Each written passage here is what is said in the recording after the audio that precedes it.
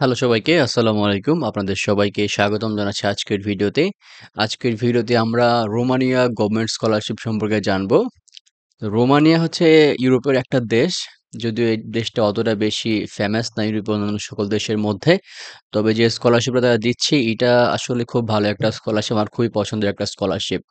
তবে রোমানিয়া সম্পর্কে যদি কথা বলি তাহলে হয়তো বলতে হয় যে এখানে হয়তো খুব হাই ডিমান্ড বা হাই র‍্যাংকড সেরকম ইউনিভার্সিটি নাই। তবে একটা ইউরোপিয়ান দেশের ইউনিভার্সিটিগুলোতে যতটুকু ফ্যাসিলিটি থাকা দরকার, যেরকম এনভায়রনমেন্ট সুবিধা থাকা দরকার, আমার মনে হয় যে সবকিছুই এদেশের বিশ্ববিদ্যালয়গুলোর মধ্যে আছে।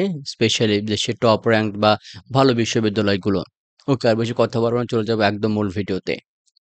তো রোমানিয়া গভর্নমেন্ট স্কলারশিপ এটা আপনার ব্যাচেলর, মাস্টার্স, পিএইচডি ৩ ধরনের প্রোগ্রামের জন্যই প্রযোজ্য হবে। তবে এই সকল প্রোগ্রামের মধ্যে আপনারা মেডিসিন, ডেন্টাল মেডিসিন, ফার্মেসি এগুলো নিয়ে আপনারা পড়াশোনা করতে পারবেন না। তবে অবশ্যই ইঞ্জিনিয়ারিং নিয়ে পড়াশোনা করতে পারবেন। এবং এখানকার অ্যাপ্লিকেশনটা শুরু হয়েছে জানুয়ারি ২৯ থেকে এবং এটা চলবে মার্চের ১২, ২০২৫ সাল পর্যন্ত এবং রেজাল্ট অ্যানাউন্স হবে হচ্ছে জুনের ৩০, ২০২৫ সাল। এই ডেডলাইনটা বা এই তারিখটা আপনারা মাথায় রাখবেন। এটা ফান্ড করা হয় রোমানিয়া গভর্নমেন্ট থেকে। এখানে স্টাডি লেভেলগুলো সম্পর্কে জানলে হয়তো আপনারা কোন প্রোগ্রাম আছে এগুলো সম্পর্কে একটু ধারণা রাখতে পারেন। সরি, এটা একটা মিস্টেক হলো। যাই হোক, তো এখানকার ব্যাচেলর প্রোগ্রামটা হচ্ছে সাধারণত ৩ থেকে ৬ বছরের জন্য। এইটা আসলে ডিপেন্ড করে প্রোগ্রাম বাই প্রোগ্রাম। কিছু প্রফেশনাল প্রোগ্রামের ক্ষেত্রে একটু বেশি লাগতে পারে। আবার কিছু ক্ষেত্রে যদি আপনার রোমানিয়ান ভাষা শেখা লাগে আগে, সেটা হিসাব করলে একটু বেশি সময় লাগতে পারে। মাস্টার্স প্রোগ্রামটা ১.৫ থেকে ২ বছরের জন্য হয়ে থাকে এবং পিএইচডি প্রোগ্রামটা ৩ থেকে ৫ বছরের মধ্যে হয়ে থাকে প্রোগ্রাম ভেদে।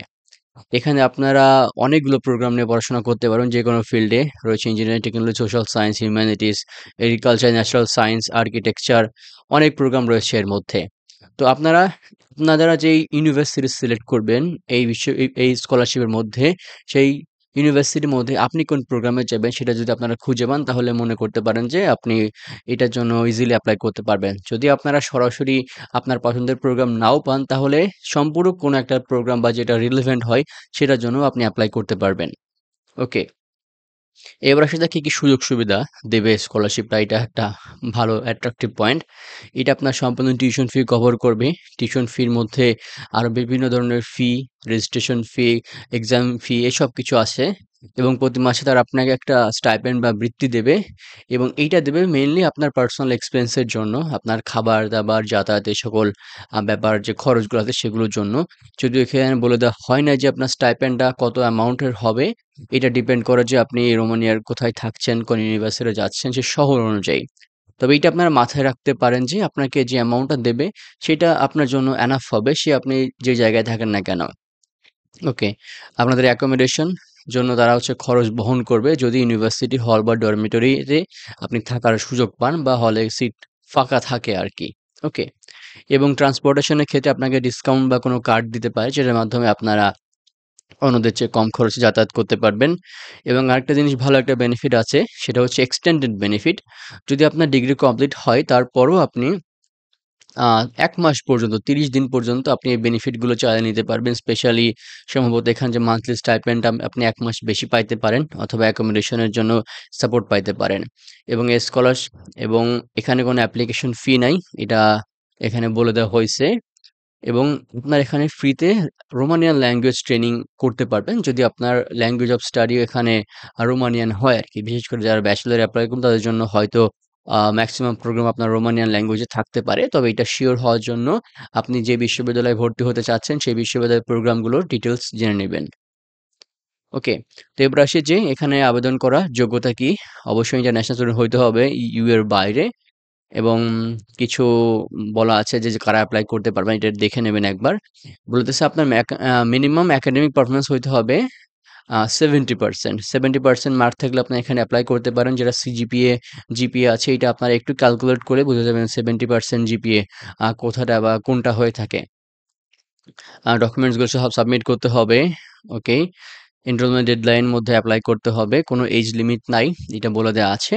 তো এইটা মেইনলি গেল আপনার স্কলারশিপে আবেদনের যোগ্যতা। যদি আপনার ইউনিভার্সিটি আবেদনের যোগ্যতাও দেখেন ভালো করে তাহলে সেখানে হয়তো দেখবেন যে জিপিএর ক্ষেত্রেও এখানে কিছু স্পেসিফিক ভাবে বলে দেওয়া থাকতে পারে। ইংলিশ প্রফিসিয়েন্সির ক্ষেত্রে কিছু বলে দেওয়া থাকতে পারে। এখানে আইএলটিএস বা টোফেল আপনারা এড করতে পারবেন। যেটা সব দেশেই বা সব ইন্টারন্যাশনাল বা ইউরোপিয়ান দেশেই লাগে আরকি। ডকুমেন্টস এর মধ্যে কিছু ম্যান্ডেটরি ডকুমেন্টস আছে। আপনারা দেখতে পাচ্ছেন যে আপনার ট্রান্সক্রিপ্ট সার্টিফিকেট গুলোর প্রয়োজন হবে।